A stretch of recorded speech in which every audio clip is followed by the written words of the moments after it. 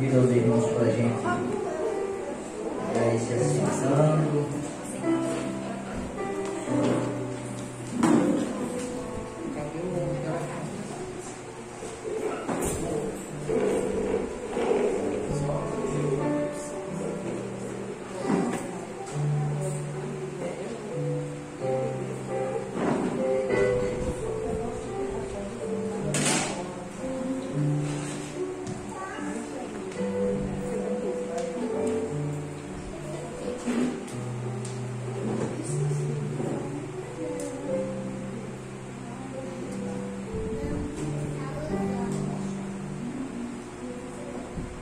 Salmo 57 está escrito assim: firme está o meu coração, ó Deus, o meu coração está firme.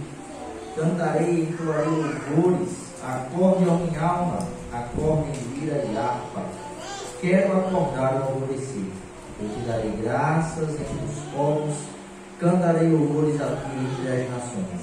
Pois a tua misericórdia se eleva até os céus, e a tua fidelidade até as nuvens. Seja exaltado, ó Deus, acima dos céus, e em toda a terra brilhe a tua glória. Maravilhoso Deus, nós somos gratos ao Senhor por estarmos presentes nesta noite aqui, reunidos com o teu povo, que possa estar a nos abençoar, estar abrindo as nossas mentes, os nossos corações, estejamos atentos à tua palavra, possamos nesta noite estar entoando louvores ao Senhor por tua bondade, por tua fidelidade, pela garantia de vida eterna que o Senhor nos dá em Jesus Cristo. Que o teu nome seja glorificado não só aqui, mas em toda esta cidade, em todo o estado, em todo o mundo. Somos gratos por todo o perdão que o Senhor nos concedeu na cruz. Que o Senhor esteja olhando para o coração de cada um de nós, também fazendo com que aqueles que ainda não foram alvos da tua graça possam ser. Perdoe os nossos pecados em nome de Jesus. Amém. Vamos entoar louvores ao nosso Deus.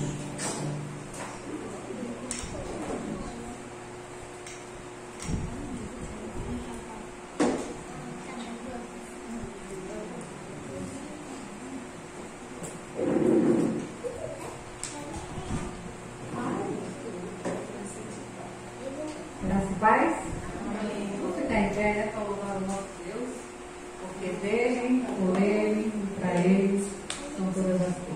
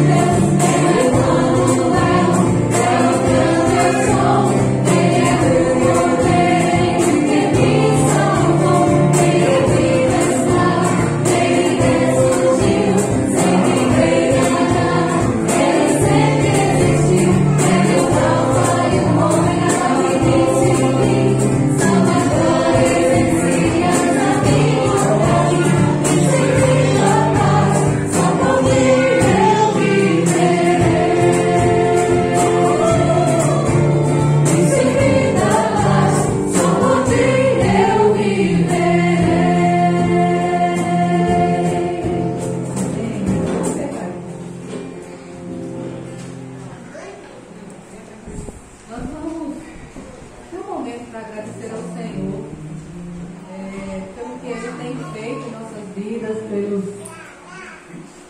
pelos bens que Ele tem nos dado, e que nós também recebemos os bens do Senhor, nós devolvemos para Ele o que é dele, né? Apenas nós ficamos com uma parte que Ele dá para administrar, e agradecer ao Senhor pelo privilégio que temos de contribuir, né, com a obra dele, que o Senhor esteja abençoando, né, a irmã, dando trabalho, né, suprindo as necessidades, que o Senhor abençoe a cada um. Eu vou pedir para a irmã Mônica falar atrás de Sofia. Acho que ela está quieta. Quando ela estiver quieta, ela vai orar, né? Agradecendo ao Senhor por isso. Tá certo? Senhor Deus e Pai, nós queremos te render graças, ó Pai, por estarmos aqui mais uma vez. Obrigado, Senhor, por termos abençoado, Senhor, por termos chamado até aqui, Senhor. E agradecemos por termos essa oportunidade de louvar e de exaltar. Pai de amor, também quero te agradecer, Senhor, por todas as nossas necessidades que o Senhor nos supriu, Senhor. Sabemos que o Senhor é grande, eu agradeço o nosso Pai. O Senhor está sempre providenciando, Senhor, para todos nós. Obrigado, Senhor Deus, pelos nossos empregos, obrigado pelo pão de cada dia, obrigado por tudo que o Senhor tem nos dado, Pai, por tudo que o Senhor tem nos dado a cada dia, Senhor. Porque também me ama, Senhor Deus, no coração disposto a contribuir com tua obra, Pai, a contribuir com aqueles que precisam, Pai, com o coração que ser um coração disposto a dar, Senhor. Obrigado, grande alegria em poder ajudar o próximo, Senhor, ajudar os nossos irmãos. O Senhor possa abençoar a igreja, Senhor, para você crescer cada vez mais. E nessa igreja, Senhor, que está ocupado cada vez mais com a tua palavra, Senhor. Obrigado, Senhor, Deus, por tudo que o Senhor tem feito, pelo seu cuidado diário. Em nome de Jesus, nós oramos. Amém. Nós vamos continuar louvando o Senhor. Esse é um cântico que ele é novo para a gente, né? A gente está aprendendo ele. Os irmãos podem ficar sentados, que a gente vai aprender juntos aqui. Já ensaiamos bastante, né? Mas essa é a primeira vez que vamos cantar ele todo, né? E vamos tentar, em nome de Jesus, né? Mas é uma música bem bonita. Não é a última canção. Mas pode ser que seja a última canção, mas não é a última canção.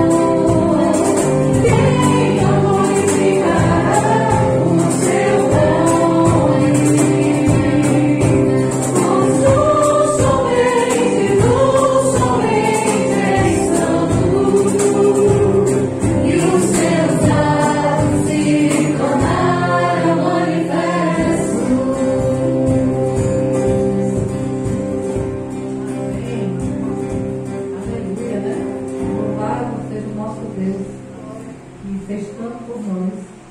E é a maior obra, né? Ter nos salvado. Mas os atos dele continuam sendo manifestados em nosso meio.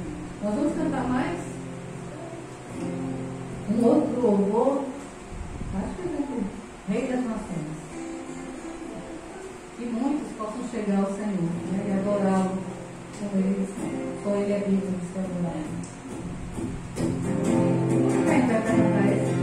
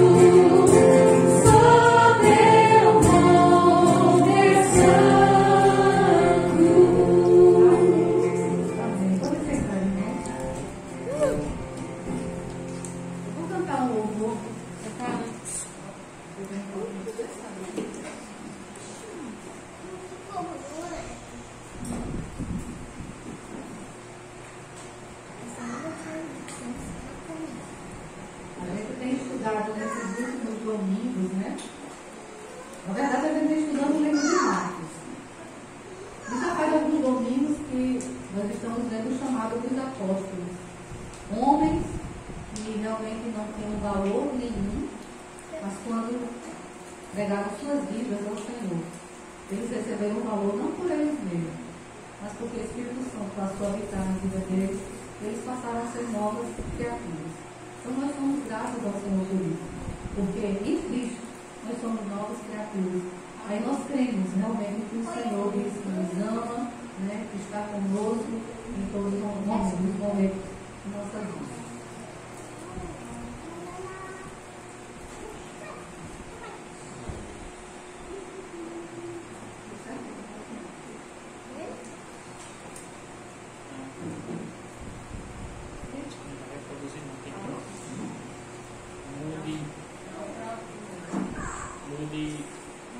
Tem outro play, esse aí não reconheceu não.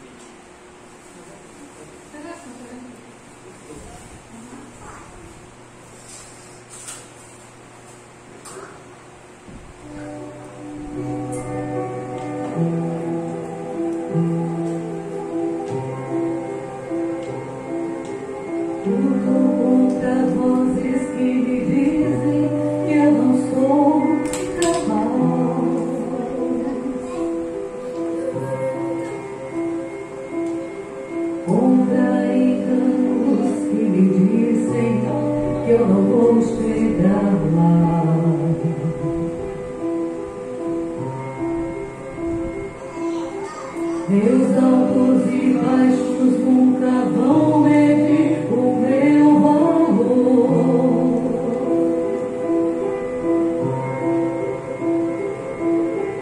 A tua voz me lembra e me diz quem realmente sou. Diz que amado sou, sem que eu me sinta assim. Diz que forte sou, quando há fraqueza em mim. E que segura sou, se frágil me sentir. Que não estou só, pois eu pertenço a ti. Eu creio sim, eu creio sim, no que diz de mim.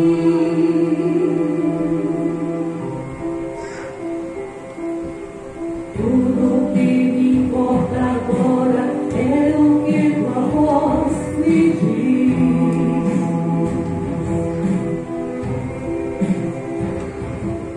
A minha identidade e o valor só encontro em ti. Diz que amado sou, sem que eu me sinta assim. Diz que forte sou, quando há fraqueza em mim. E que segura sou, se frágil me sentir.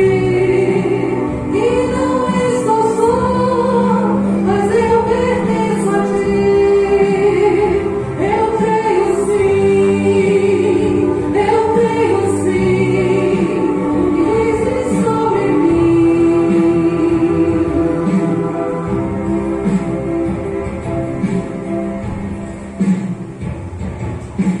Tudo que tenho vindo aos teus pés jamais ninguém.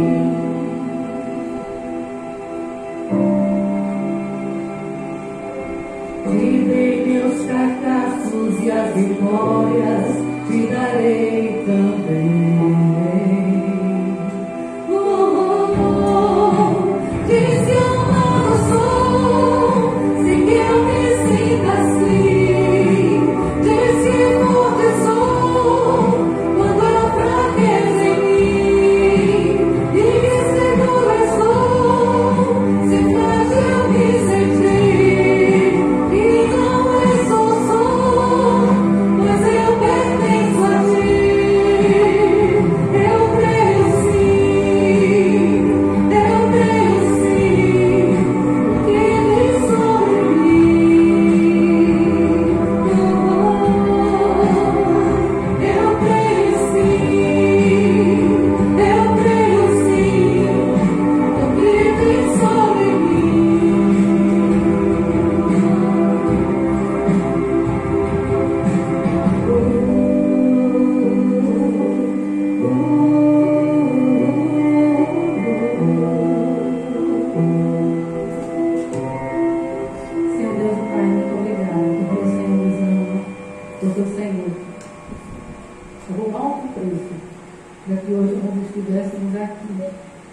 louvando e adorando, te agradecendo por você nos escolher para sermos teus filhos.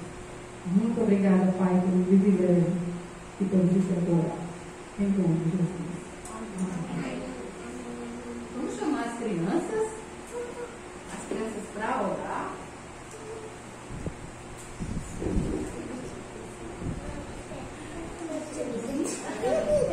Elas estão vindo. Fica aqui na frente.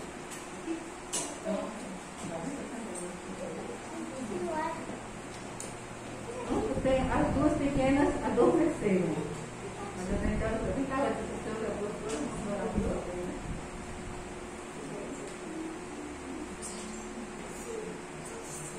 vou pedir para a Rai orar pelas crianças, tá certo?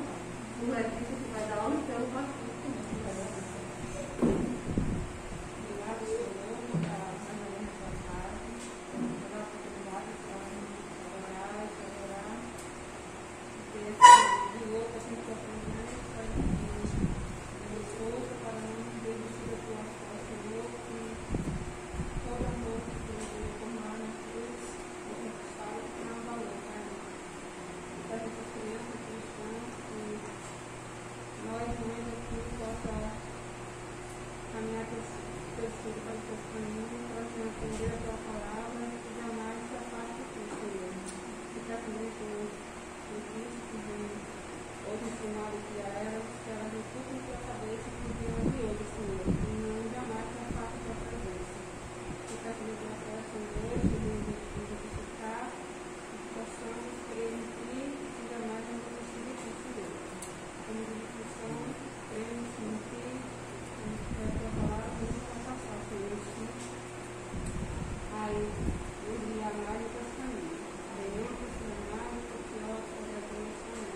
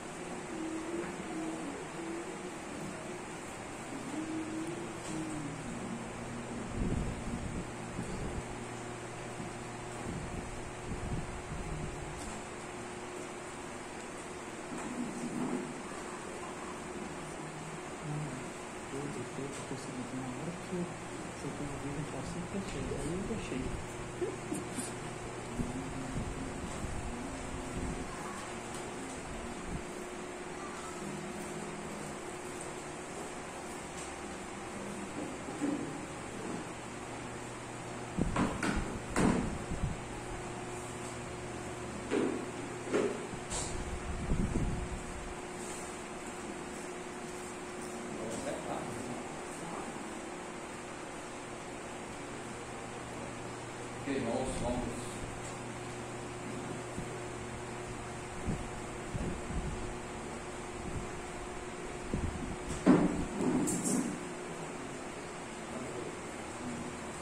estamos testando aqui uma nova equipamento. Às vezes a gente apanha essas coisas.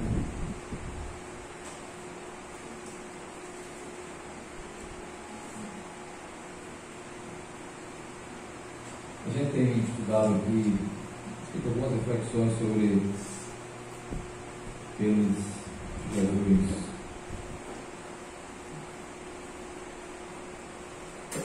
chamou, na verdade ele chamou todos, né? Mas teve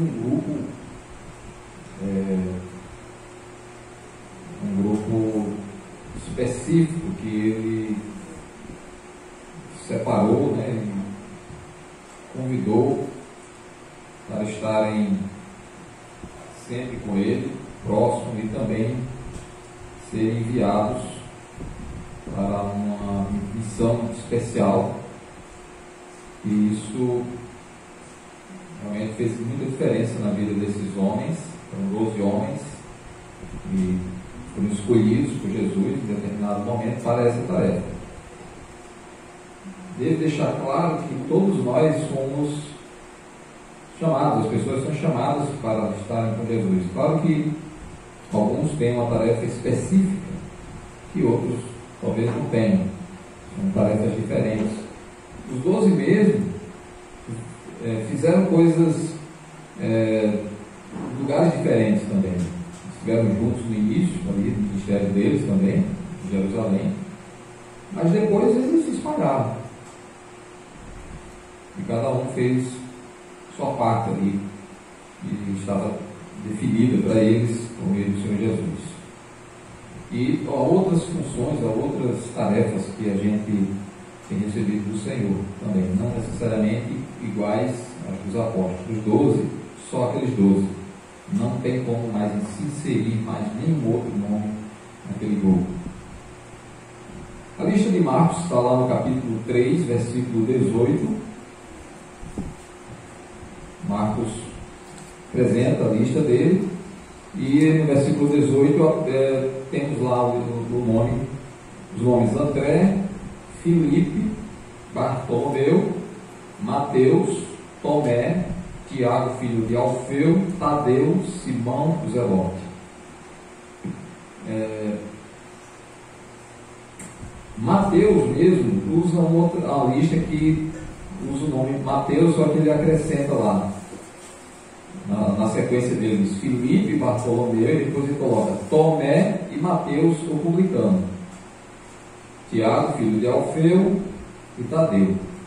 Muda um pouquinho a lista, mas ele dá uma qualificação aí para Mateus, né? Põe uma característica a mais aí e apresenta Mateus como sendo o publicano.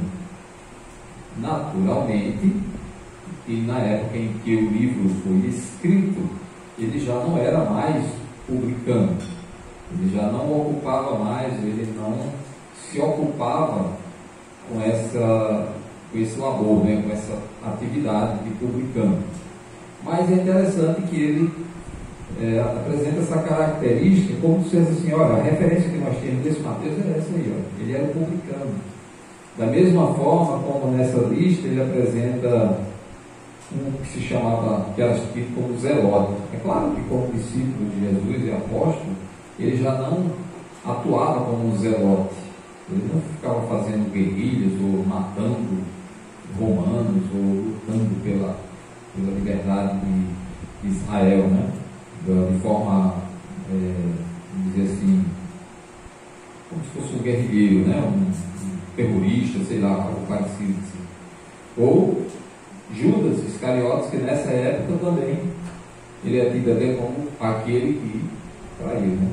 Então é mais uma forma de caracterizar aquela pessoa, de chamar a atenção para alguma coisa referente a ele, e até para distinguir de outros que tenham nomes semelhantes, eventualmente, ou outros irmãos, não só como os apóstolos, mas também outros irmãos da igreja naquela época que tinham o mesmo nome. E uma forma de distinguir para aqueles leitores, né, olha, era Judas Iscariotes, e foi quem o traiu. Mas existem outros Judas aí, dentro da congregação mesmo, já existiam outros Judas, né? Jesus mesmo tinha irmão chamado Judas, e então para distinguir havia muitas vezes isso. Às vezes dava aquele nome, filho de fulano, né? Aquela história de identificar bem as pessoas. E como os demais apóstolos escolhidos por Jesus, Levi, ou Mateus aqui, não era muito diferente. Era uma pessoa também, nós não temos como dizer que ele era um pescador, como pelo menos 7 eram, e aqui a identificação dele é como um publicano. Mas era uma pessoa, até por essa característica de ser publicano, já aí a gente já descobre a situação dele em relação à questão espiritual, né? E eram pessoas também simples, também pecadoras, tinham dificuldades de se inserir num nível social elevado, de projeção dentro da nação de Israel, e portanto eram pessoas que, de uma maneira geral, um grande líder não escolheria. como sendo o seu discípulo, como sendo enviado para si, né? Não, o grande mestre vai escolher um homem para segui-lo. Ele não escolheria Mateus, né? Não escolheria Mateus, porque até pela característica que é apresentada dele aí, como um publicano, que ele mesmo no relato que ele faz aqui em Mateus, o livro aqui escrito por ele mesmo diz, era Mateus o publicano, né? E eram pessoas desprezadas, os publicanos. Há uma expressão muito comum quando a gente vai lendo o Novo Testamento, especialmente os 4 primeiros livros, uma expressão bem comum. Podem fazer a busca aí, eu fiz essa busca também, vi um bocado de referência a isso. Publicanos e pecadores, essa expressão é bem comum. Publicanos e pecadores, não só publicanos, normalmente os publicanos estão associados aos que eles chamam de pecadores também. Então essa expressão publicanos e pecadores, hoje a maioria das pessoas tem Bíblia eletrônica, você faz a pesquisa, você vai encontrar em inúmeros versículos que associam. Quando fala de publicanos, muitas vezes também está falando pecadores. Então eles eram grupos, né, duas classes, né, de pessoas desprezadas pelos judeus tradicionais. Eles não tinham em alta conta os que eram chamados publicanos e os pecadores, né? De uma maneira geral, naturalmente,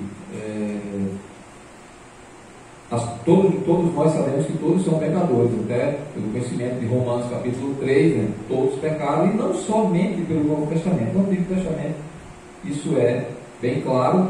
Romanos capítulo 3 apenas reflete aquilo que no Antigo Testamento já dizia, que todos são pecadores, não há justo nenhum sequer.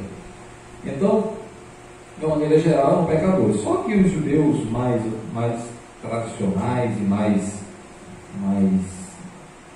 presos ali à lei, e não só a lei de Moisés, mas aquela lei que eles mesmos criaram, já falei aqui algumas vezes, né, regras que eles criaram, em especial, né, aquela história do sábado, né, quando eles colocavam muitas regrinhas para a obediência ao sábado e impediam de se fazer qualquer coisa no dia de sábado. Então essas pessoas que desobedeciam a essas regras de fazer qualquer coisa no sábado e tudo, então essas pessoas eram chamadas pecadores. Elas eram desobedientes à lei.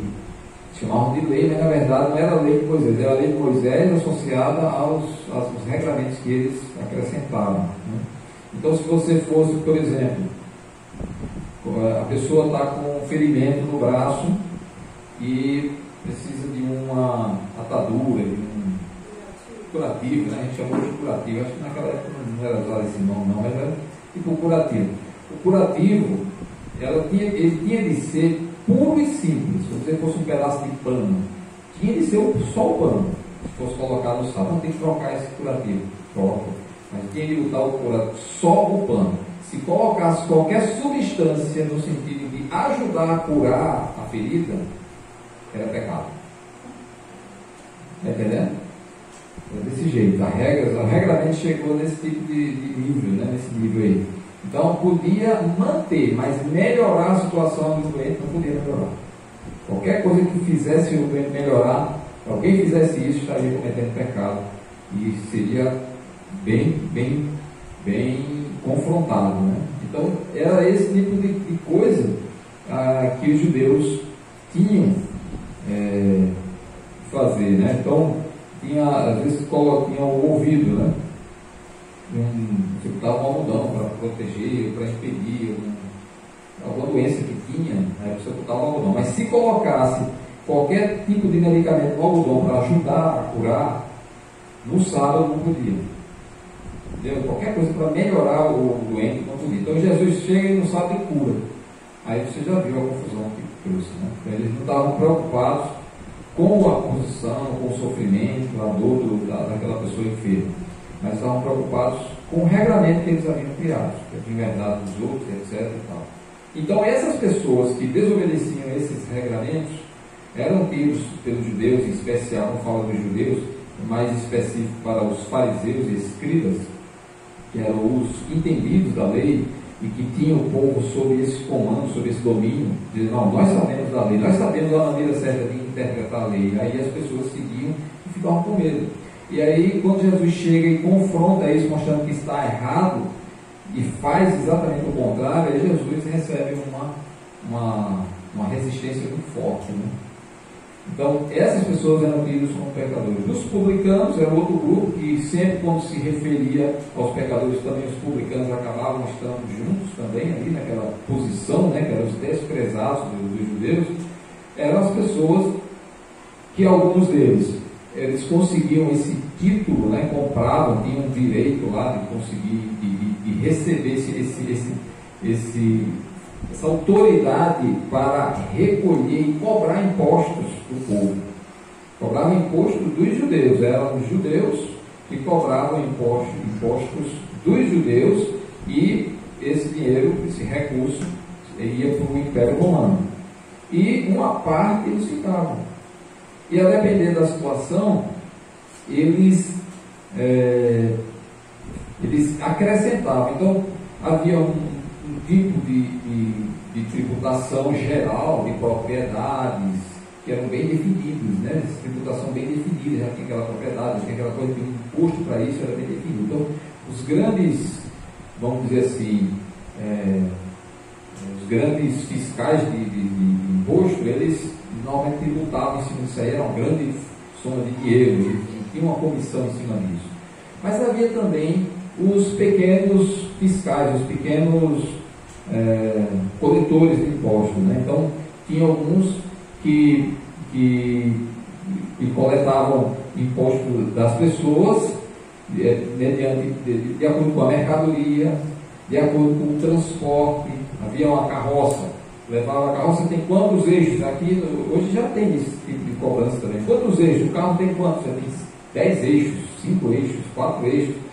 O caminhão, né, aqui hoje. Naquele tempo eram as carroças. Quantos eixos tem? Ah, tem 2 eixos, então o imposto é tanto. O que é que está levando aí? Não sei o que, mais essa mercadoria, não sei o que, mais um imposto, não sei quanto. Ah, você está levando uma correspondência para outro lugar? Então, está aqui o imposto da correspondência. Você vai mandar um bilhete para alguém, uma carta, pagava imposto também. Então, aí, muitas vezes, esses cobradores de impostos, eles cumpriam a sua obrigação de exigir o imposto do povo, que era exigido por Roma, mas às vezes eles acrescentavam, e aqui tinham esse direito dado. Às vezes o próprio Império Romano dizia assim, não, que passado isso aí é seu, consiga mais imposto, aí a parte é nossa, que você conseguir. Aí muitos, o que é que faziam? Criavam todo tipo de situação para extorquir, para exigir mais imposto das pessoas. E aí eles ficavam com boa parte disso, e alguns enriqueciam com esse tipo de coisa. Alguns eram tidos como os maiorais, eles tinham uma liderança maior e eles podiam até ter sob sua liderança outros menores, outros coletores menores. Por exemplo, quando a gente vê a história de Zaqueu, a gente vê que ele era o maioral dos publicanos, era um dos maiorais dos publicanos. Eles tinham uma posição hierárquica superior. Mateus aqui, ou Levi, como é dito no texto, quando ele é chamado por Jesus, ele não é colocado nessa posição de maioral. Ele estava lá na coletoria. Era aquele que estava em contato direto com os seus compatriotas, né? Aquelas pessoas que estavam diretamente ligadas com as pessoas do dia a dia lá na rua. Ele ia lá e cobrava diretamente, as pessoas viam quem ele era. Os maiorais ficavam um pouquinho recuados com Zaqueu. E outros, que eram maiorais dos maiorais, né? Eles nem apareciam muito. Então, as pessoas que mais estavam próximas do povo e que cobravam imposto eram os mais vistos e, portanto, provavelmente os mais odiados pelos judeus. Porque eles eram tidos como traidores da nação. Eles exigiam do povo, diretamente do seu próprio povo, né? Cobravam e mandavam para o Império Romano e uma parte ficava com eles. Então eles muitas vezes eram bem sucedidos, entre aspas, né? Mas de forma desonesta, porque eles exigiam mais do que realmente era devido pelas pessoas, né? Então essas pessoas que eram pecadoras, porque desobedeciam às normas, já os fariseus e os saduceus, eles eram, escribas especialmente, eram muito rigorosos, então eles eram tidos como as melhores pessoas. E os publicanos e pecadores eram a escória da sociedade, as pessoas odiadas, odiosas, repugnantes, estavam numa situação assim de desprezados pela sociedade. Então, ficavam alijados dali. No culto, no templo, então o publicano ficava longe, ele ficava na área que era destinada aos gentios. Os gentios também não eram bem vistos pelos judeus, mas muitos eram tementes a Deus e queriam prestar culto a Deus, mas tinha a área deles lá e ficava longe, não era lá perto, lá na frente, não, ficavam distantes. A gente tem essa ideia, mas precisa quando você lê aquela história que Jesus conta, que o fariseu e o publicano foram ao templo adorar o Senhor. O fariseu estava lá e Jesus ele orava de si para si. Ele estava orando a Deus e não, Senhor, te dou graça porque eu não sou como os demais. Sou isso, faço aquilo. Não sou igual àquele, não. O publicano diz a Bíblia que ele estava longe, afastado, distante.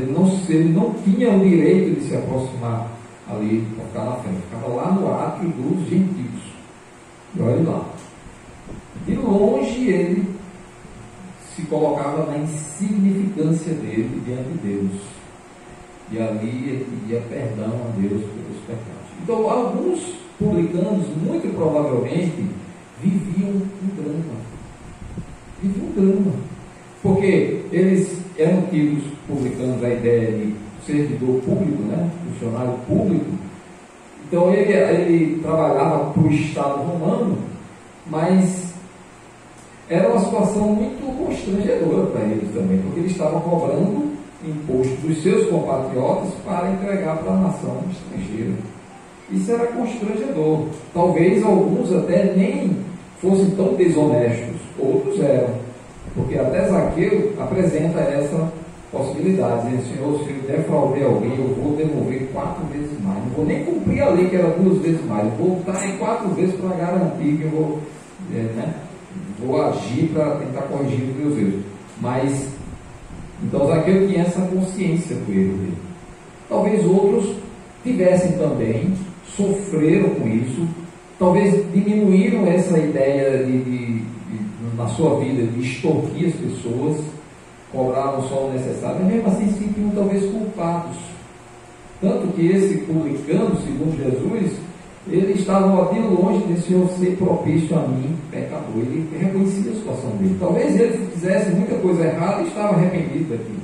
E estava contrito diante de Deus, né, se humilhando diante do Senhor, reconhecendo que precisava do perdão do Senhor e da misericórdia dele.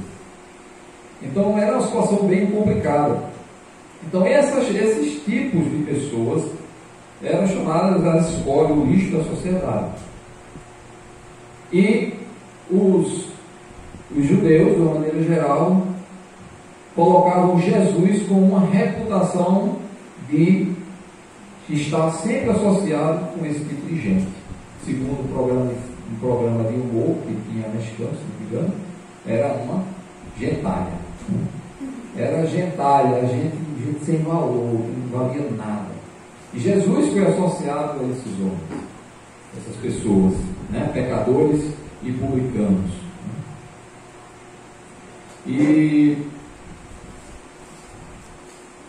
Mas a gente encontra Mateus aqui no próprio livro que foi escrito por ele, né, como sendo uma pessoa que ele já escreveu. Esse livro foi escrito já bem depois, né, uns 30 anos depois desse chamado dele, e a gente vê ele numa situação bem discreta. A gente não vê ele registrando os atos dele, nem coisas que ele falou. Não temos registro de uma palavra dele aqui. Essa é a dificuldade também para se falar acerca de um homem. Mas aí isso já fala alguma coisa dele, né? Da simplicidade, da humildade e da descrição dele, né? Mas fala de coisas que ele fez. Né? O texto de Mateus, capítulo 9, nos traz alguma coisa que ele fez e que demonstra muita coisa do que acontecia no seu íntimo, né? No seu íntimo.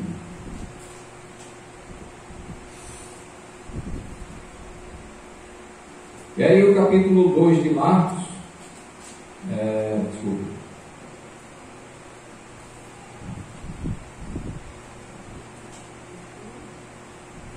capítulo 2 de Marcos, diz assim no versículo 13, sobre o chamado dele, né? Versículo 13 diz assim: de novo, saiu Jesus para junto do mar, e toda a multidão vinha ao seu encontro, e ele os ensinava. Então aqui, Jesus sai da cidade, sai daquele ambiente em que ele, teoricamente, estava conseguindo algum acesso, principalmente nas sinagogas. Quando ele realmente, no início, foi pregar, ele foi logo enfrentando as sinagogas, logo chegando nas sinagogas para ler a palavra e já dar explicações para o povo que frequentava as sinagogas, aqueles ambientes que os judeus utilizavam para a adoração. E ele acabou não sendo muito bem-vindo ali, porque a pregação dele realmente confrontava muito o comportamento daquelas pessoas. E eles não conseguiam perceber que Jesus era, de fato, o cumprimento das profecias antigas relativas ao Messias. Mesmo que, diante deles, foram feitos inúmeros milagres, vários sinais, e eles, mesmo assim, não conseguiram enxergar o cumprimento das profecias em Jesus.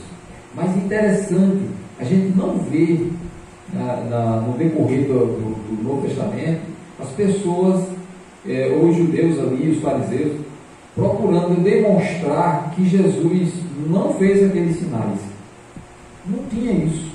Eles não procuravam provas de que Jesus não fez aqueles milagres, de que aqueles milagres eram falsos, de que era alguma armação, que era algum tipo de feitiçaria, sei lá o que. Eles conseguiram sim acusar Jesus de que aqueles atos dele era como se ele fizesse aqueles sinais com o poder de Satanás e não com o poder de Deus. Mas negar, eles não conseguiam negar. Era fato, era uma coisa verdadeira, incontestável. Mas mesmo assim eles não conseguiram ter os olhos abertos para reconhecer Jesus como Messias. Mas Jesus sai. Eles não aceitam mais Jesus ali nesse mundo. Querem apedrejar Jesus, querem matar ele. Ele começa a sair daquele lugar. Mas Jesus não sai ao erro. Ele não faz as coisas assim de qualquer jeito, ou sem um propósito, sem um objetivo. Ele sai, ele vai em direção ao mar, mas não porque ele vai pregar para os peixes ou para ficar lá curtindo o mar. Não, ele tinha um propósito, ele tinha uma missão. E ali ele ia encontrar um homem chamado Levi. Certamente ele estava com esse propósito. E esse olhar de Jesus é um olhar que também nós devemos ter em nossas vidas. Quando a gente resolve algumas coisas, a gente ter em vista algo, um propósito nobre, algo que leve salvação para outras pessoas, que tem um propósito de engrandecer o nome de Deus, de honrar o nome de Deus por nossas vidas. Né? Então, quando a gente tem que ter visão para agir de modo a engrandecer o nome do Senhor, fazer a obra dele. Essa era a visão de Jesus, e Jesus tinha isso um propósito. Ele sai daquele ambiente porque era rejeitado, mas a visão dele não deixou de ter em momento nenhum, ele continuou. Foi fechada essa porta aqui, mas o caminho é esse, eu sei para onde vou, sei o que estou fazendo, sei qual é o meu objetivo, sei o que é que me espera lá no futuro. Ele tinha isso bem definido.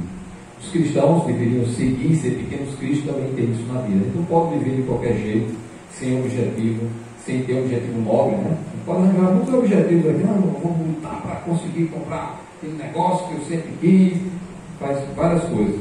Mas Jesus aqui tem um grande objetivo, comprar um homem chamado Levi. Ele é um homem desprezado, ele é um homem rejeitado na sociedade. Eu vou encontrar com ele e a vida dele vai ser outra depois desse encontro. Vai ser outra coisa. Versículo 14.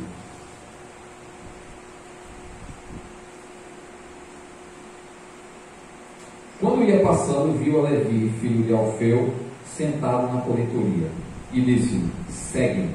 Ele se levantou e o seguiu. Então, agora Jesus vai passando e vê.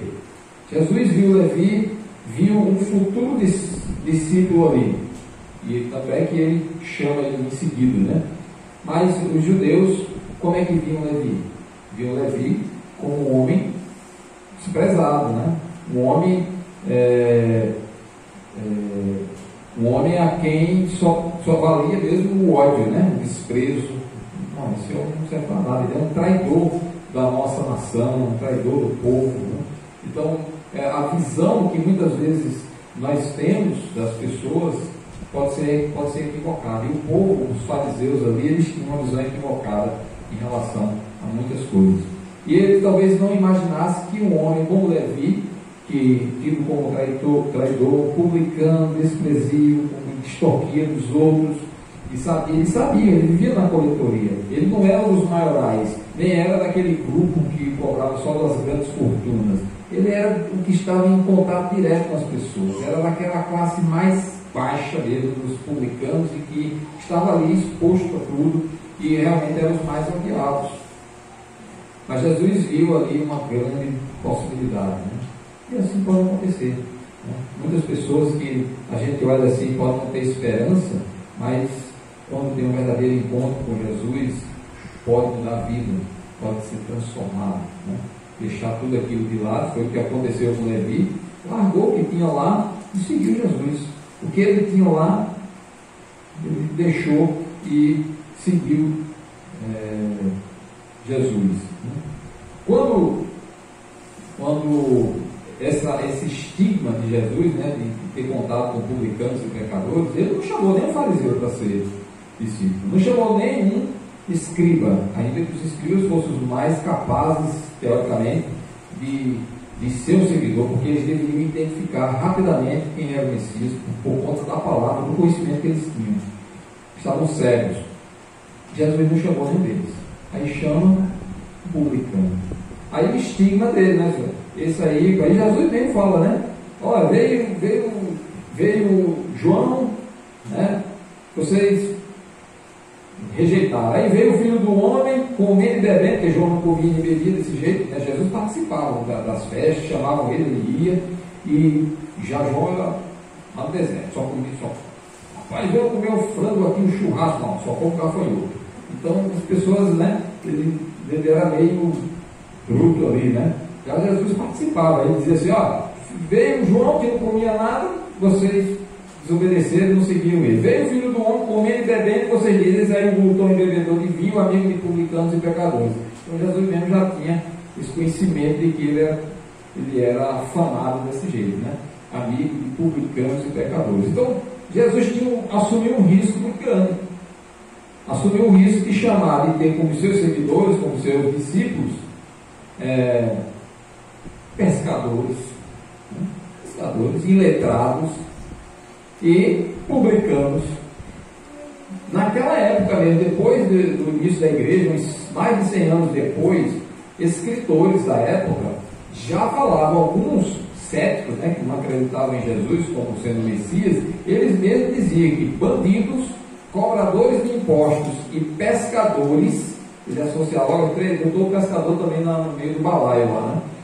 Bandidos, cobradores de impostos e pescadores eram seus discípulos. Olha a fama que Jesus pegou lá desde muito tempo, né? Antigo, né? Eram esses os discípulos de Jesus, né? Incrível, né? Mas a gente precisa entender que os que foram para ele, que foram os verdadeiros discípulos, eles não eram mais, eles deixaram de ser tudo isso, né? Pessoas que faziam coisas erradas e que passaram a agir de forma correta. E pagaram alto preço também, né? Por seguir Jesus, né? Alto preço por seguir Jesus. Então era esse tipo de pessoas. Então na lista dos seus apóstolos estava lá Mateus, publicano, Judas, Zelote. Olha, aí ainda tinha um Judas, foi um traidor. Está na lista lá dos apóstolos. Então, olha só a situação como é complicada para um homem desse. Você, como um grande mestre, como um grande rabi, você ia querer ter, primeiro, a sua reputação mais alto grau, e também aqueles que seriam seus discípulos também ter boa reputação para não manchar a sua, né? Mas no caso de Jesus foi diferente. Nem ele teve boa reputação, que chamavam ele também de traidor, não queria. Nós temos um rei que é César, não queriam ele, nós não queríamos, não, a gente quer Barrabás, mas não quer ele. Então colocaram Jesus aí numa situação bem complicada, e os discípulos dele também, né? Foram escolhidos de forma a confundir, deixar as pessoas perturbadas. Mas essa perturbação, por incrível que pareça, né, é surpreendente, porque esses homens conseguiram transtornar o mundo todo daquela época, e até hoje os efeitos do trabalho deles se fazem presentes. E muitas igrejas neste momento estão honrando a Deus em virtude também do trabalho desses homens, que apesar de terem sido bandidos, pescadores e publicanos, foram transformados pelo relacionamento com o Senhor Jesus e fizeram uma obra impressionante, claro, com o poder de Deus. Mas foram essas pessoas simples, e isso confunde as pessoas, né? Confunde. Como é que pode, né? Como é que isso aconteceu? Mas aconteceu. O mundo todo se encheu da glória do Senhor em virtude da atuação desses homens simples, pecadores, né? Não que eles continuassem a pecar, mas que tinham essa reputação antes de se encontrar com o Senhor Jesus.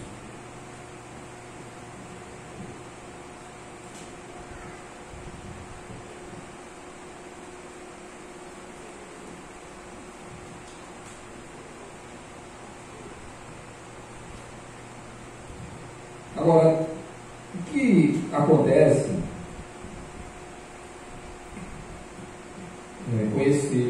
com esse homem chamado Levi, né, que de repente ouve as palavras de Jesus ouve o Senhor Jesus chamando, e ele de fato obedece ao chamado dele, né?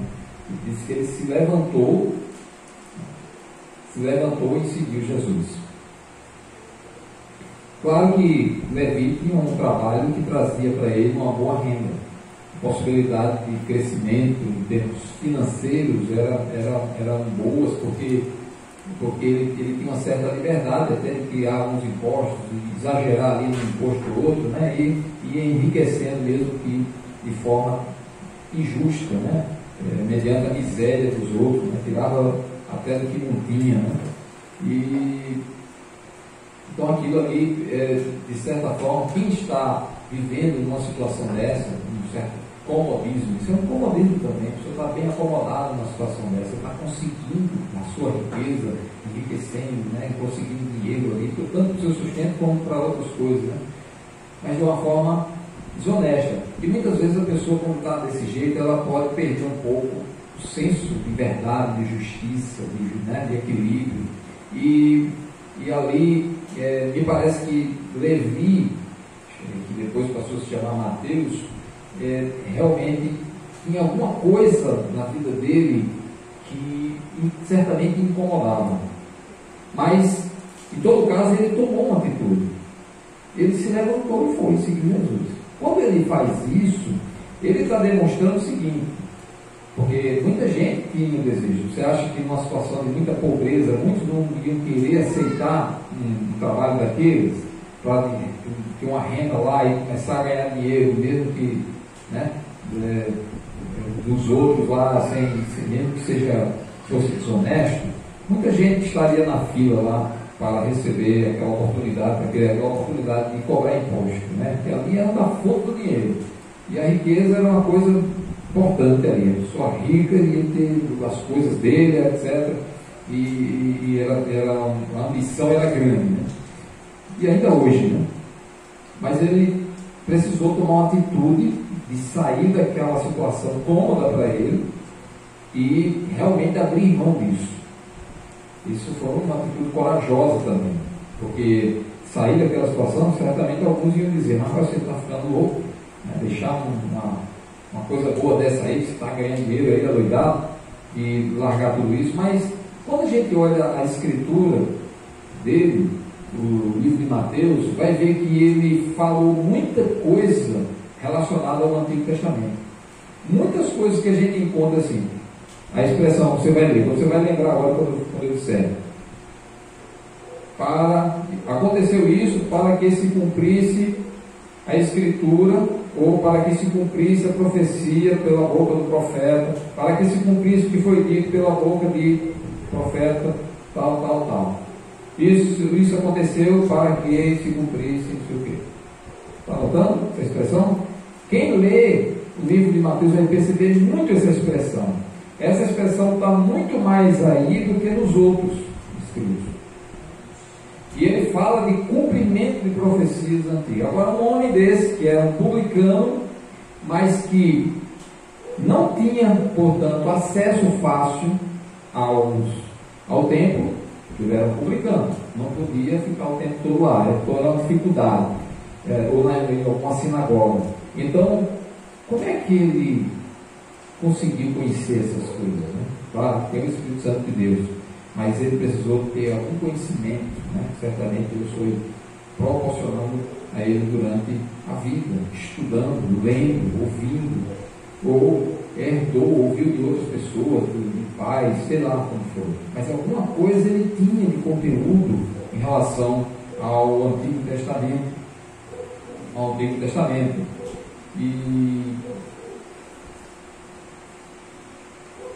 E esse conhecimento certamente ajudou a entender quem era esse Jesus. E ele, na coletoria, da região ali da Judéia, certamente ouviu falar de Jesus muitas vezes. Ouviu falar de Jesus. E as notícias percorriam lá e vinham do norte ao sul. Pessoas nessa época aqui, do chamado dele, já tinham ido da Judéia para lá, para Galiléia, para ouvir Jesus. A gente falou um pouquinho aqui quando ele curou aquele homem que desceu lá, sendo levado por 4 amigos, etc. E aquelas notícias todas se espalharam, e chegou um momento que ele nem ficava ali, porque era tanta gente que tinha que sair das casas ali, ficar na rua, no ermo lá, para ele vir pessoas de todo lugar. Vinha gente da Judéia, inclusive, de fora do país, vinha gente, de todo lugar. Da Judéia, da Galiléia, da região lá perto do Mediterrâneo, que era Tiro, Sidom, aquela região toda lá, vinha gente de todo lado. Então, essas notícias se espalharam por ali.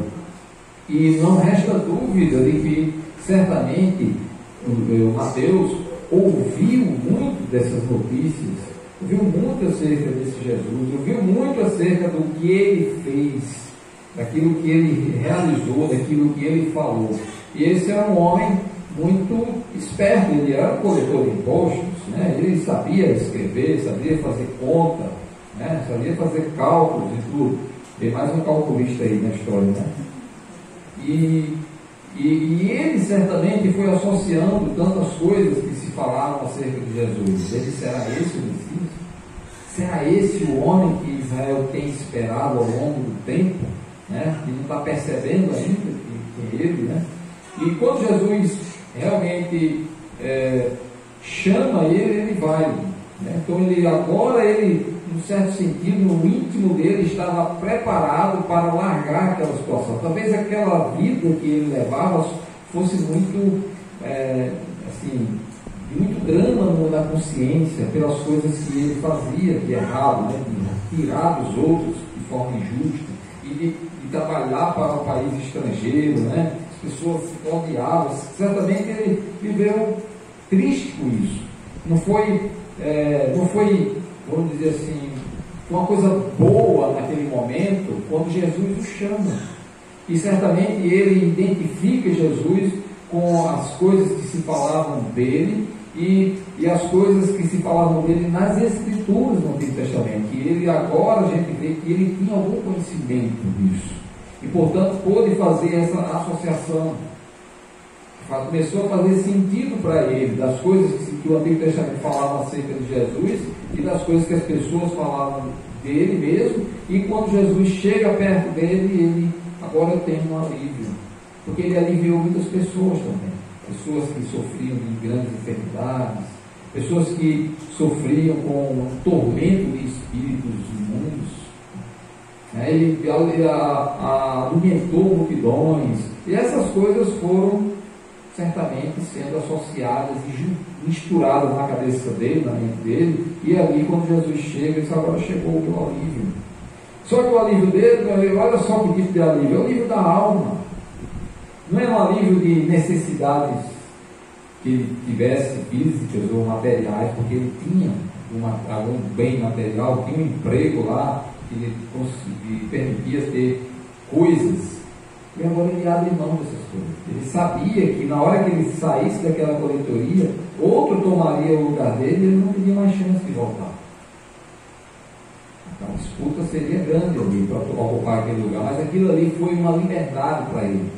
Ele se sentiu liberto. Agora eu tenho alguém que de fato pode me entender e me aceitar como um publicano mesmo, que realmente não aguento mais essa situação que eu estou vivendo. É preferível não ter essas coisas do que viver atormentado com isso. Essas coisas que estão me pesando, eu quero me livrar desses pecados, dessas coisas que me angustiam. E ele certamente é surpreendido por Jesus, né? Puxa, o Senhor, o Messias, jamais me chamaria. Talvez tivesse passado pela cabeça dele isso. Mas Jesus vem e chama ele. E ele diz: vou pagar o preço de ser servo, né? Então, vou arriscar, porque agora não tem outra alternativa, é fazer como Pedro, né? Que outro caminho tem? Só o Senhor tem as palavras da Bíblia, não tem ninguém mais se trouxe, só tem esse caminho. E aí ele admite agora essa possibilidade, essa riqueza que ele abre mão material, mas para um outro tipo de riqueza que ele pode ter no futuro, né? E o próprio apóstolo Paulo diz: a mim, o menor de todos os santos, me foi dada esta graça de pregar aos gentios o evangelho das insondáveis riquezas de Cristo. Ele fala de uma riqueza em Cristo. Não é a riqueza do dinheiro, não, é a riqueza que está com o Criador, com o Salvador, de livrar-se do tormento do pecado que está ali, pesando, tirando a paz. O próprio Moisés, no segundo livro de Hebreus, falava disso também, porque Moisés foi criado dentro da nação egípcia, a nação poderosa da época e rica. Ele foi criado para ser um dos príncipes. Ele não foi criado para ser um escravo, apesar dele ser judeu, mas ele foi criado como filho da filha de Faraó. Ele não foi criado como uma pessoa pobrezinha. Não, ele foi criado para ser um dos príncipes lá do Egito, quem sabe um Faraó mesmo no futuro, né? Mas ele lá abriu mão disso, porque a Bíblia diz que ele considerou o opróbrio de Cristo por maiores riquezas do que os tesouros do Egito. Então, os tesouros do Egito, que tinham liberdade material, o ouro, a riqueza, a fama, ele foi criado para ser das pessoas mais cultas ali do mundo. No caso, porque o Egito era o Império Mundial, né? Ele tomava conta das coisas lá.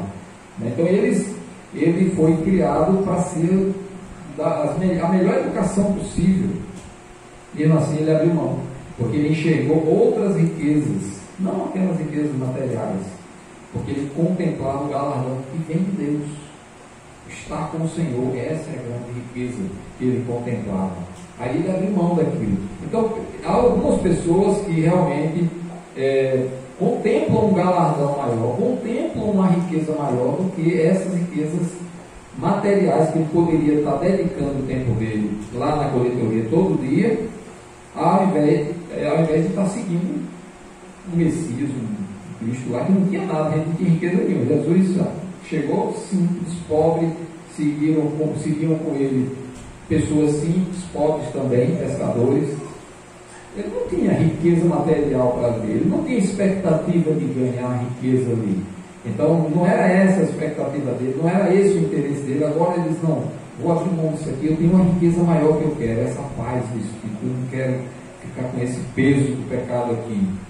Outros não conseguem enxergar isso, acham que todo o tempo do mundo buscando riqueza, buscando as coisas materiais, ou as coisas do mundo. Não falo riqueza, não é só dinheiro, não é só trabalho, não. É as coisas do mundo de uma maneira geral, os prazeres que o mundo oferece.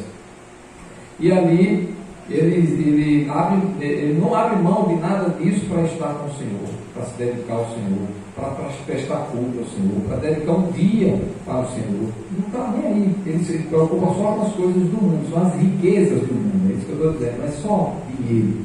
É os seus prazeres do mundo, o descanso, o repouso, o passeio, a curtição, o lazer, todo tipo de coisa que esteja nesse mundo, no âmbito desse mundo, e que acaba por desfocar o olhar da pessoa do Senhor e tira aquilo que o Senhor espera dele, né? Cadê você dedica um tempo de oração, de leitura da palavra, de prestar culto ao Senhor? Tudo isso a pessoa, né, se deixa de lado. E aí teve um caso daquele jovem rico que a Bíblia conta, né, que ele foi contrariado com as palavras de Jesus, que o desafiou a abrir mão das riquezas materiais dele, dos confortos, dos prazeres que ele tinha, todo o poder que ele tinha com a riqueza material, para seguir Jesus. Aí ele foi contrariado, ele não conseguiu enxergar riquezas maiores com Jesus. E aí saiu, né? Não conseguiu acompanhar Jesus. E agora, realmente, Levi aceitou o convite do Senhor, abriu mão daquela situação e seguiu. Ele não ficou parado.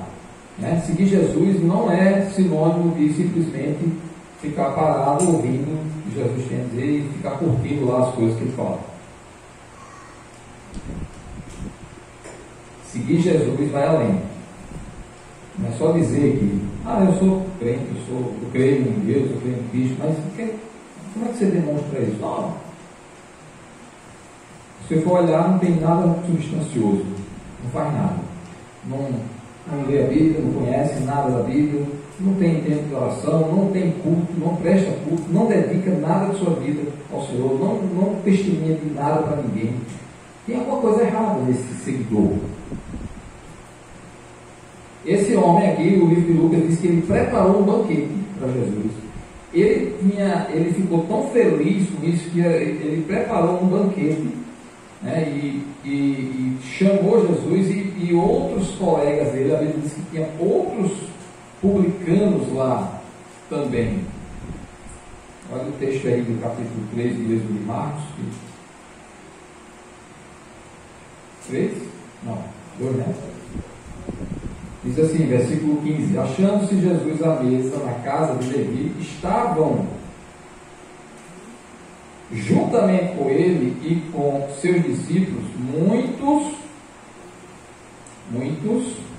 publicanos e pecadores. Olha a lista aí, sempre está junto, publicanos e pecadores, né? Eram rejeitados pelos judeus, porque estes eram em grande número e também o seguiam. Começaram a seguir. Por isso que os teólogos incrédulos diziam isso. Qual é o discípulo desse homem que é? Publicanos, né? Os pecadores, bandidos, inclusive pescadores. O pescador ele colocou também como uma escolha, né? Como um grupo também sem valor nenhum. Então esse homem segue a Jesus, mas seguir não é fazer nada, não é só acompanhar ali e ver aquilo. Não, seguir tem algo a fazer. Ele tem uma missão para cada um, tem algo para cada um fazer, dentro da sua esfera de capacidade, dentro daquilo que ele concede de poder, de sabedoria, de conhecimento, de bens, de qualquer dom que ele dá, qualquer coisa que ele lhe dá, ele certamente vai requerer isso. A quem muito é dado, muito vai ser exigido. A quem pouco é dado, também pouco vai ser exigido. Então tem uma proporcionalidade. Se ele lhe concede muitas coisas, certamente não, ele vai querer saber o que é que você fez com tanta coisa. Né? Desse montante todo de coisas boas que você recebeu do Senhor, o que é que veio de volta? Em que você investiu isso? Aí eu tive muito tempo na minha vida para fazer as coisas, eu precisava trabalhar, não estudar, tinha muito tempo. O que é que você fez desse tempo? Não, eu tinha muito patrimônio, eu era muito rico. O que é que você fez com isso? Ah, eu tinha uma capacidade de ensinar tremenda, eu era um professor. O que é que você fez na obra? Não, Deus me concedeu uma habilidade tão grande para mexer com determinadas coisas. O que é que você fez com isso para o reino de Deus? É desse jeito que enxerga. Então, para cada um, porque nem todo mundo vai fazer a mesma coisa, não é isso o propósito. A gente vê uma diversidade tremenda na Escritura.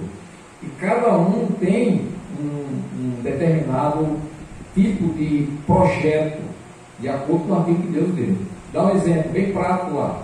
Alguns Deus curou, Jesus curou, e imediatamente correram e foram seguindo ele, pulando, gritando, louvando a Deus, e as pessoas, olha, aquele cego que estava ali, que vivia ali em Jericó, não sei o que. Aquilo serviu de destino para muitas pessoas ao longo daquela região onde aquele cego vivia. Ele, quando correu, o seguinte, Jesus não foi curado. E as pessoas viram, que ele estava pulando, ele estava feliz na vida, mas estava seguindo Jesus. Mas aquilo que ele estava fazendo estava sendo visto pelas pessoas. Ele não foi só um seguidor anônimo do cego de Jericó, não. Ele foi um seguidor que estava propagando a palavra, propagando o que Jesus fez com ele. Outro caso, a pessoa foi curada, recebeu a bênção do Senhor, e ele disse, eu vou seguir o Senhor, pronto, o Senhor for agora, não vai largar o seu pé, não. Fique aqui, tem sua família ali, ó, seus amigos, eles precisam saber o que Deus fez com você. Fique aí. Eu acho que ele ficou muito triste, mas ele obedeceu. E ele ficou tão feliz que ele andou por 10 cidades, não ficou só na cidade dele, não. 10 cidades ele foi propagando aquilo que Jesus havia feito por ele. Então existem várias coisas que servem como esse seguir Jesus. Pode ser ali no seu ambiente onde você está, e pode ser também seguindo com ele numa tarefa mais específica, como os 12 foram chamados para estar com ele o tempo todo, até situações mais difíceis. Quando Jesus parte, eles assumem a liderança daqueles que haviam se convertido, e eles tinham de ser aqueles que iam assumir todo o risco era deles, os apóstolos. E ali eles começaram, né? E todos eles, ou quase todos, morreram de forma cruel, né? Mas eles estavam numa tarefa específica que Jesus tinha para eles. Mas outros não, fica aqui na sua casa, resolva aí, pregue para os seus vizinhos, seus parentes. Você não, pode me seguir. E quando a gente chega no meio da igreja, quando estava mais ou menos organizada, aí os apóstolos também explicam. Olha, uns estabeleceu Deus na igreja, primeiramente apóstolos, em segundo lugar profetas, em terceiro lugar mestres, depois operadores de milagres, depois dons de curar, socorro, governo, variedade de língua. Né? Tendo, porém, diferentes dons segundo a graça que nos foi dada, isso é Paulo falando já aos Romanos, né? Se profecia seja segundo a proporção da fé, se ministério dediquemos ao ministério, ou que ensina esmere no fazer, ou que exorta, faça com dedicação, que contribui com liberalidade, que preside com diligência, que exerce misericórdia com alegria. Olha a quantidade de coisas. E cada um recebe do Senhor algum tipo de capacitação dessa, de uma dessas aqui ou outras, ou mais de uma, de modo que você tenha aí a maneira de seguir. Então ele, Mateus, se levanta, sai do comodismo dele, daquela situação cômoda e confortável que ele tinha, ele diz, agora eu vou seguir. E como é que ele fez? Tem muitas maneiras de fazer. O que ele podia fazer, o que estava na mão dele? Ele tinha bens, ele tinha uma certa riqueza, ele falou, vou fazer um banquete, vou chamar os meus amigos para saber acerca desse Jesus que agora me trouxe paz.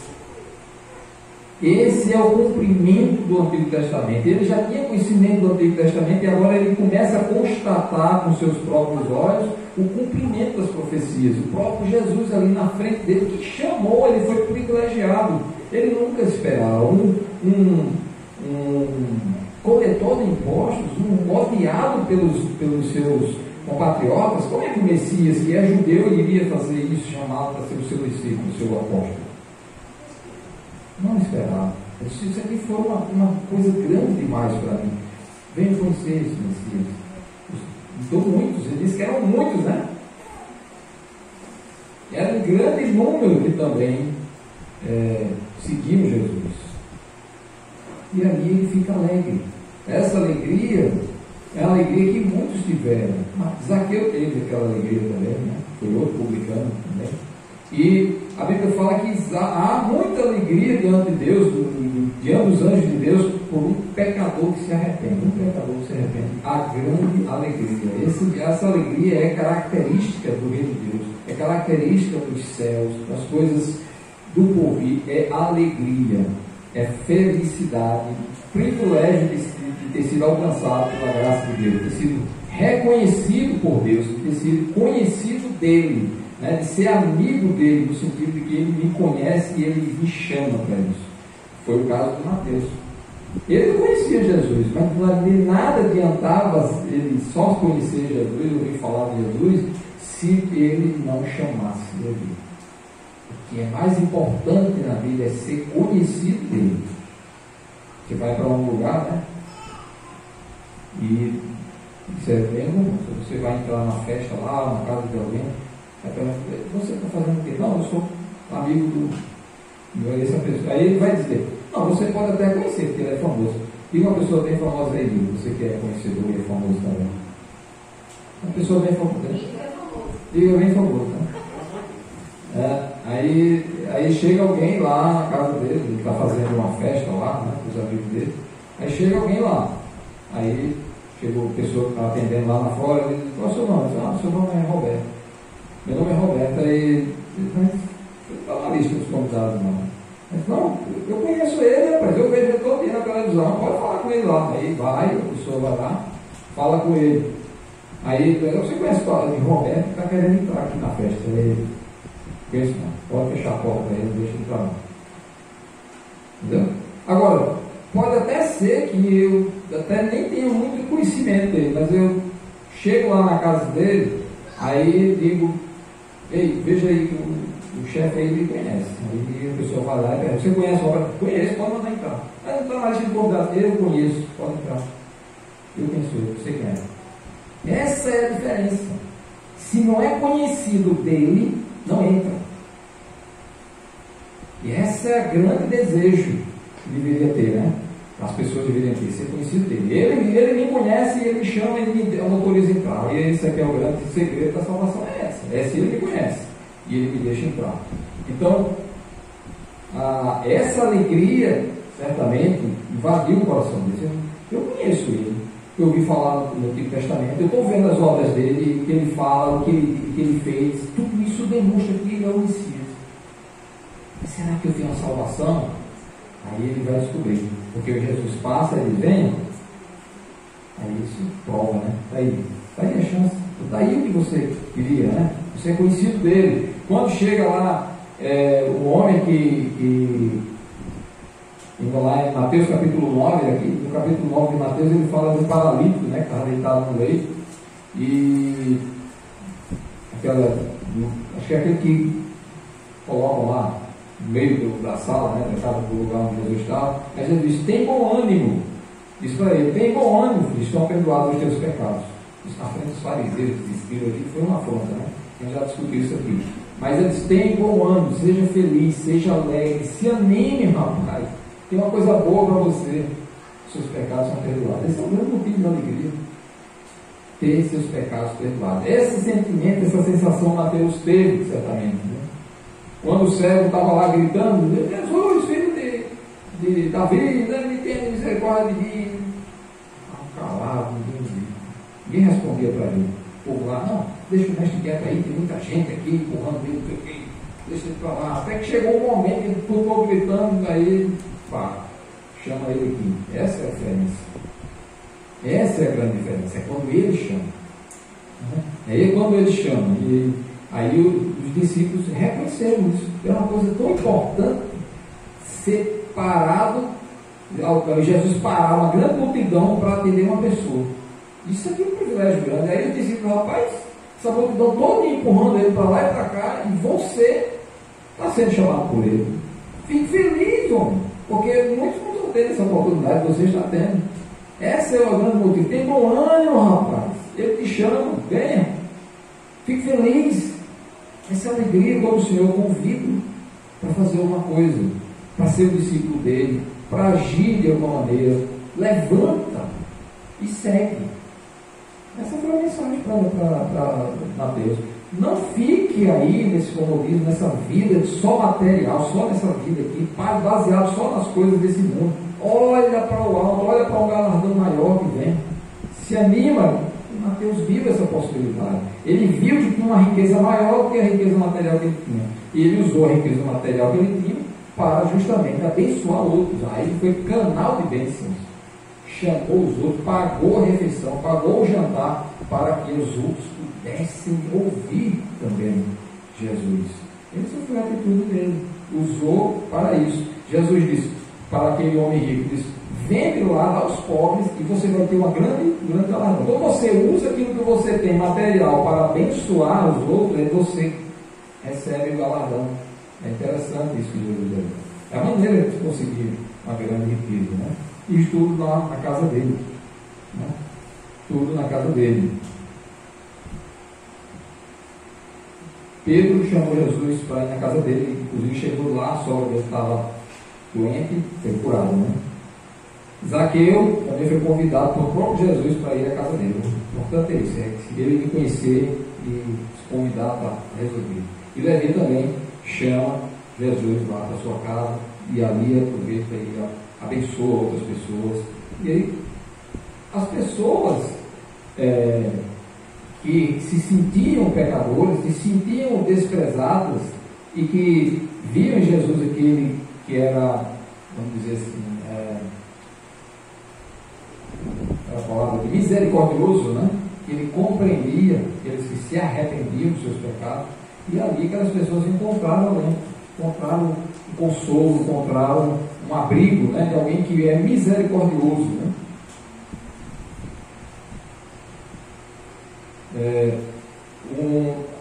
Já mais na frente, o carcereiro, quando Paulo estava preso, né? Ele também recebeu aquela promessa de que se ele cresce no Senhor, seria salvo ele e a casa dele. E ele levou para a casa dele, cuidou dos ferimentos e ainda deu um jantar, né, para eles, deu uma comida para eles lá se alimentarem. A Bíblia diz, Atos capítulo 16, o carcereiro, levando-os para a sua própria casa, dispôs a mesa e com todos os seus manifestava grande alegria por terem crido em Deus. Essa era a grande vantagem, a diferencial, crer no Senhor Jesus. Cornélio é um outro discípulo, né, que se tornou discípulo do Senhor, estrangeiro inclusive, não era judeu, e chama Pedro para Pedro pregar o Evangelho, e Pedro vai falar de Jesus para ele. E ali a Bíblia diz que ele chama na casa dele, e a promessa que tem lá é que será salvo tu e toda a tua casa. E estava ele e a casa dele toda a família, pregar, todo mundo lá ouvindo a palavra de Deus. Né? E a coisa foi tão alegre, foi tão feliz, todos creram quando Pedro estava pregando lá, que foi até estranho para Pedro, né, isso também, até nesse momento ele era estranho pregar para estrangeiro. O negócio dele era pregar para judeus, e eles pediram que permanecesse com eles por alguns dias. Né? Pedro teve que ficar lá para ensinar mais aqui. Fala mais de Jesus aí, como é que ele agiu, como é que ele ensinou. Então, 3 dias, né? 3 dias não, alguns dias, né? Vários dias ali, eles querendo, ansiosos, né? Famintos, né? Famintos pela palavra do Senhor, para saber mais do Salvador. Né? E isso Jesus também convida todas as pessoas para esse banquete. Né? A gente fala de um banquete, né? A Bíblia fala de um banquete dos céus, né? Fala das bodas do Cordeiro, né? Apocalipse 19. Exultemos, demos-lhe a glória, porque são chegadas as bodas do Cordeiro, cuja esposa a si mesma já se ataviou para a igreja. Né? Bem-aventurados aqueles que são chamados à ceia das bodas do Cordeiro. Né? A história de ser de ser chamado. Isso é uma coisa fundamental para a salvação, é ser chamado por Ele. O fato é que tudo isso começa dentro da própria casa. Todos eles aqui, esses exemplos que a gente viu, começaram então, né? Pedro, Cornélio, Zaqueu, Mateus, tudo levado para casa. Dentro de casa que começam as coisas. Tem muita coisa ruim que começa em casa, mas também muita coisa boa pode dar início em casa. Né? Em casa que começam as grandes transformações na vida. A sociedade vai ser melhorada quando em casa as coisas forem bem. Quando em casa tiver equilíbrio. Quando em casa tiver Deus. Quando em casa tiver a salvação em Cristo. É isso que muda a realidade de uma sociedade. Primeiramente das pessoas, né? Trazendo alegria, né? Jesus vem para trazer alegria, não foi tristeza. Então essa exatamente o que acontece quando o Senhor entra em casa. Bom, teria mais algumas coisas que a gente poderia tratar acerca de Mateus. A gente vai aproveitar outras oportunidades, certamente. Mas, talvez todos nós, talvez algumas pessoas, tenham algum tipo de coletoria na sua vida. Talvez tenhamos algumas coletorias em nossos vidas, que nos deixam presos, nos deixam acomodados com certas coisas. E nesse comodismo a gente fica longe do Senhor. Nós precisamos dar ouvidos à voz do Senhor nos chamando. Levanta e segue-me. E a gente precisa sair de alguns comodismos das nossas coletorias e seguir o Senhor. Talvez a gente possa, nas nossas reflexões, meditar um pouco, identificar aquilo que é na nossa coletoria que está nos prendendo. E aquele homem que era odiado e que fazia mal às outras pessoas, né? A gente viu a música aqui, né? Agora ele entra num novo grupo lá dos discípulos. Alguns eram pescadores, né? Alguns eram pescadores, trabalhadores, e que certamente pagavam imposto, alguns daqueles discípulos de Jesus. E certamente alguns podem ter sido vítimas até da extorsão do próprio Mateus. Né? Então agora ele vai ter que confrontar, ficar de frente a frente com aqueles a quem fez mal também. Às vezes é difícil, né, o relacionamento. Então, nesse novo momento na vida de Mateus, as coisas começam a mudar. Aquilo que ele fez mal, né, a música dizia que a quem eu fiz mal, comigo está agora do lado. Então eles agora estavam juntos do lado de Jesus. Imagine Mateus, o coletor que puxava o imposto lá dos pescadores, coitados lá, né? Talvez não pescadores, porque ali em José não fazia, mas pescadores não viviam muito, tinham mais lá no norte. Mas era a identidade, né? O que importa aqui é o conceito, né? Mateus era o coletor que machucava as pessoas, comprava imposto, e agora esses discípulos estão juntos. Nessa nova comunhão, um novo relacionamento em Cristo, essas coisas têm que ser superadas. Por isso que não há espaço para o ódio, nem a falta de perdão. E ali, Cristo no centro produz um novo relacionamento em que maldades do passado são suplantadas, são deixadas para trás. Pecados, né, o ódio, atos em que a gente cometeu contra o outro, que recebeu de maldade de outros, também são deixados para trás nessa nova caminhada. E esse homem que usava a caneta dele, né, para registrar os valores recebidos, as propinas, seja lá o que for, que ele anotava lá, os recursos que mandava para o tesouro romano e a parte que ficava com ele, né? Essa mesma caneta agora lá na frente vai ser usada para registrar os atos de Jesus. Esse Mateus é aquele que escreve aqui o primeiro livro do Novo Testamento. É um livro tão importante que quando a gente compara com o primeiro livro da Bíblia, a gente lá vê o primeiro livro da Bíblia falando de genealogia de Adão.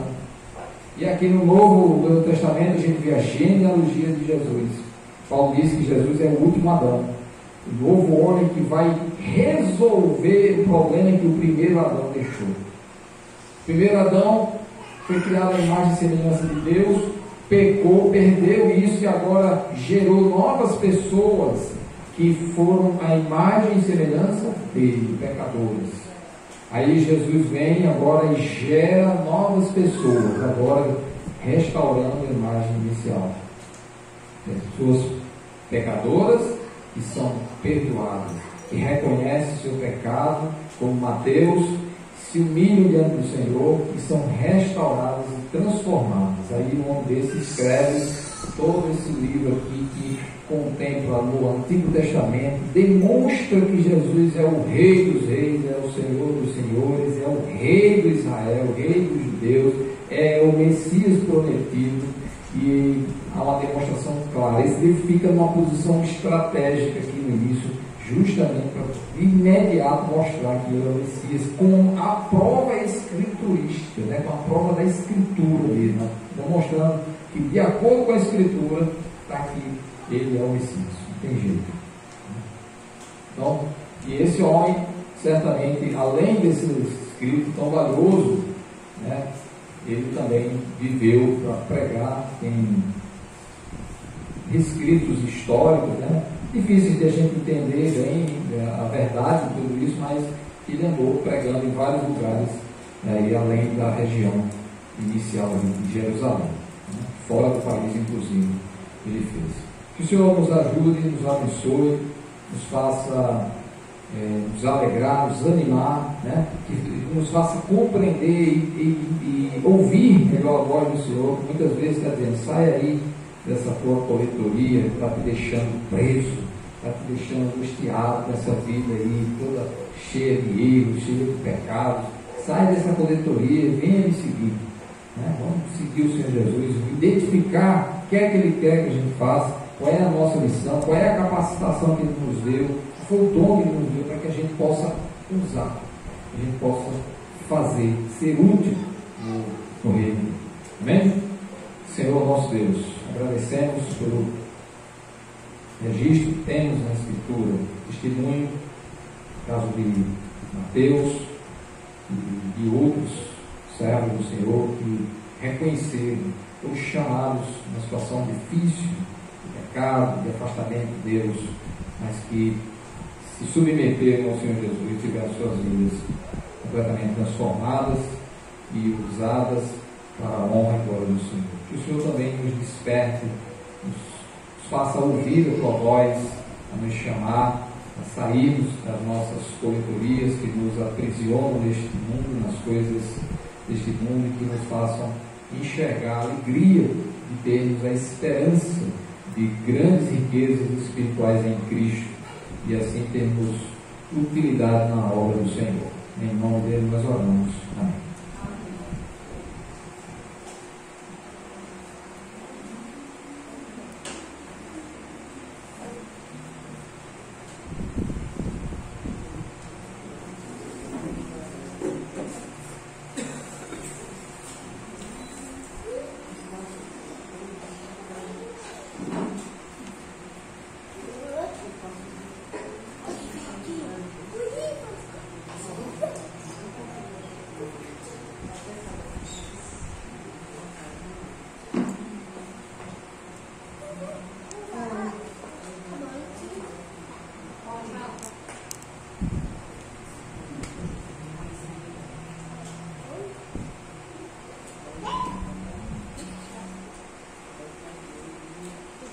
A gente vai cantar uma música agora.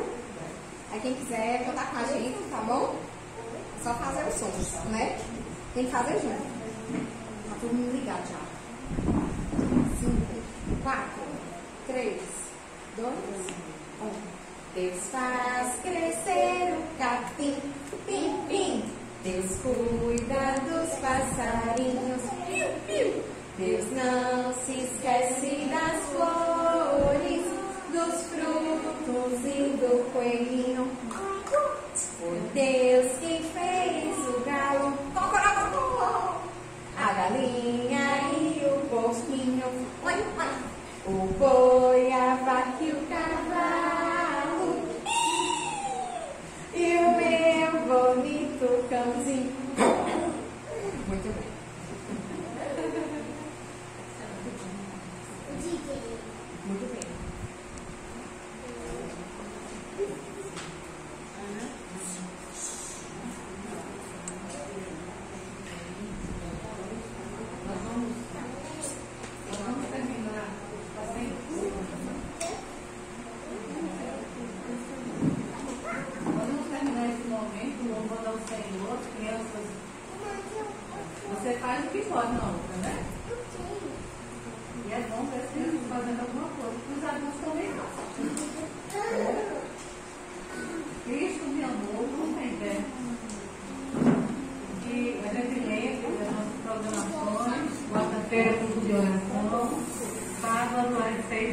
estudo de homens e mulheres.